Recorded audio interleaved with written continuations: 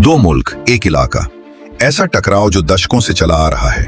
Iran और Israel का झगड़ा सिर्फ कोई सियासी मसला नहीं, ये एक खतरनाक टकराव है जो किसी भी वक्त इलाकाई या आलमी जंग की शक्ल ले सकता है। इस वीडियो में हम आपको बताएंगे इस पूरी कहानी का हर पहलू, ये झगड़ा कैसे शुरू हुआ, हाल के सालों में कैसे बढ़ा और आने वाले वक्त में क्या हो सकता है।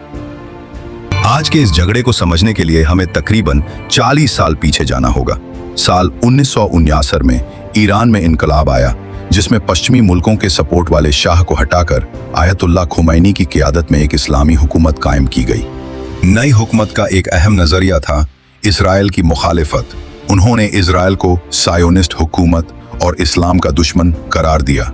ईरान ने इसराइल से तमाम ताल्लुकात खत्म कर दिए और ऐसे जंगी ग्रुप्स की मदद शुरू कर दी जो इसराइल के खिलाफ थे, जैसे लेबनान का हिजबुल्लाह और गजा का हमास। तब से अब तक ईरान इन ग्रुप्स को फंडिंग, ट्रेनिंग और हथियार देता आ रहा है। ये ग्रुप्स बार बार इसराइल से टकराव में शामिल रहे हैं। दूसरी तरफ इसराइल ने भी ईरान को सिर्फ एक इलाकाई दुश्मन नहीं, बल्कि अपने वजूद के लिए एक बड़ा खतरा समझना शुरू कर दिया, खास तौर पर जब ईरान के न्यूक्लियर इरादे तेजी से सामने आने लगे। इसराइल शुरू से ही एक एटमी ताकत रखने वाले ईरान से डरता आया है।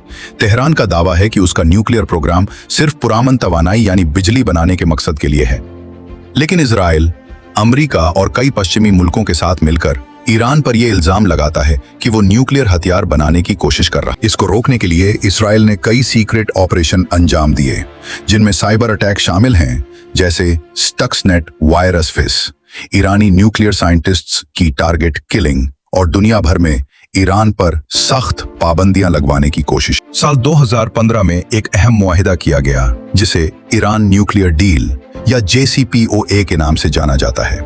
इस समझौते के तहत ईरान को यूरेनियम को प्रोसेस करने की इजाजत सीमित कर दी गई, बदले में उसे माशी राहत दी गई। मगर 2018 में उस वक्त के अमरीकी सदर डोनाल्ड ट्रंप ने इस डील से अमेरिका को बाहर निकाल लिया और फिर से पाबंदियां लगा दी, जिससे तनाव दोबारा बढ़ गया और ईरान ने अपना न्यूक्लियर काम फिर से शुरू कर दिया। सेगमेंट 3 2030 and 2024 मेंबर्स, ये झगड़ा एक नए और ज्यादा खतरनाक मोड़ पर पहुंच गया। कुछ अहम वाकयात ने ताज़ा तनाज़े को और बढ़ा दिया। सीरिया और इराक में ईरान की मदद से चलने वाली मिलिशियाओं ने अमेरिका और इसराइल के मफादात पर हमले तेज कर दिए। इसराइल ने भी सीरिया में ईरानी पोजीशंस पर अपनी एयर स्ट्राइक्स बढ़ा दी। 2044-3 की शुरुआत में जब इसराइल ने गजा में ऑपरेशन किया, तो ईरान ने खुले अल्फाज में जवाबी कार्रवाई की धमकी दी, और फिर अप्रैल 2024 में पहली बार ईरान ने सीधे इजरायली इलाके पर मिसाइल और ड्रोन से हमला किया।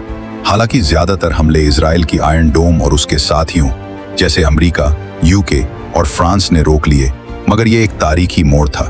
अब ये सिर्फ एक छुपी हुई जंग नहीं रही, ये खुला टकराव बन चुका था। जवाब में इजराइल ने ईरान के अंदर जाकर टारगेटेड एयर स्ट्राइक्स की, जिनमें मिलिट्री और न्यूक्लियर से जुड़े ठिकानों को निशाना बनाया गया। सेगमेंट 4 इलाकाई और आलमी प्लेयर्स। ये झगड़ा सिर्फ दो मुल्कों का नहीं है, इसमें कई ममालिक सीधे या परोक्ष तौर पर शामिल हैं।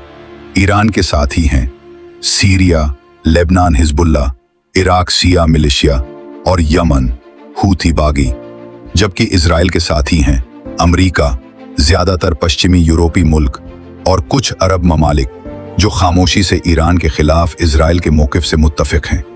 दिलचस्प बात यह है कि सऊदी अरब और UAE जैसे मुल्क भले ही इजराइल के औपचारिक साथी नहीं, मगर वो भी ईरान को एक बड़ा खतरा समझते हैं और शायद उसके असर को रोकने की कोशिशों का साथ दें। इस पूरे मसले में अमेरिका का किरदार सबसे अहम है।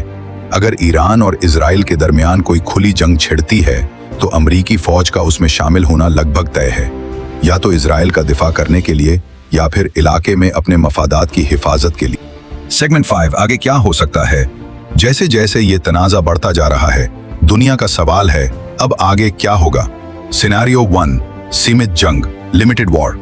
सबसे ज्यादा मुमकिन सूरत हाल ये है कि दोनों तरफ से जवाबी हमले होते रहें, साइबर वॉरफेयर और प्रॉक्सी टकराव जारी रहे, लेकिन कोई खुली जमीनी जंग ना हो। अभी यही पैटर्न देखने को मिल रहा है। सिनेरियो 2 इलाकाई जंग, रीजनल वॉर। अगर हिजबुल्लाह लेबनान से एक पूरा फ्रंट खोल देता है या अमेरिकी फौज पर सीधा हमला होता है, तो ये झगड़ा सरहदों को पार कर सकता है, सीरिया, इराक और खाड़ी के मुल्कों तक फैल सकता है। सिनेरियो 3 सियासी कशीदगी में कमी, डिप्लोमेटिक डी-एस्केलेशन। हालांकि उम्मीद कम है, मगर मुमकिन है कि अमेरिका, चीन या यूरोपीय यूनियन के जरिए कोई बैकडोर मुआहिदा हो जाए जिससे फायर बंदी हो या फिर ईरान के न्यूक्लियर प्रोग्राम पर दोबारा बातचीत शुरू हो सके। सिनेरियो 4, मुकम्मल जंग, टोटल वॉर। सबसे खतरनाक सूरत, ईरान और इसराइल के बीच सीधी लगातार चलने वाली जंग। इसमें बैलिस्टिक मिसाइलें इस्तेमाल हो सकती हैं, बड़े पैमाने पर जानी नुकसान हो सकता है और दुनिया को एक संगीन ऑयल क्राइसिस का सामना करना पड़ सकता है। सही टकराव चाहे जिस रास्ते पर जाए, एक बात तो पक्की है, सबसे ज्यादा तकलीफ आम लोगों को ही होगी। लाखों लोग अपना घर बार छोड़ने पर मजबूर हो सकते हैं, तेल की कीमतें तेजी से बढ़ेंगी, दुनिया की माशी हालत हिल जाएगी और सियासी बातचीत पर लोगों का एतबार एक बार फिर से डगमगा जाएगा। एक ऐसी दुनिया जो पहले ही यूक्रेन की जंग, ताइवान की कशीदगी और माहौलियाती तबाही से दो चार है, ईरान और इजराइल की मुकम्मल जंग अगला बड़ा आलमी बहरान बन सकती है। एक्सपोजन ईरान और इजराइल का ये टकराव सिर्फ दो मुल्कों का मसला नहीं है, ये बात है नजरिया की, ताकत की, बका की और असर की। ये है मशरिक़ वुस्ता के नाजुक तवाजुन की कहानी और ये सवाल है कि क्या दुनिया इस तबाही के किनारे से पीछे हट सकती है या फिर एक और जंग की दलदल में उतर जाएगी। हमें अपने आप से पूछना होगा, क्या सुलह और कूटनीति जीतेंगी या फिर फसाद और तबाही।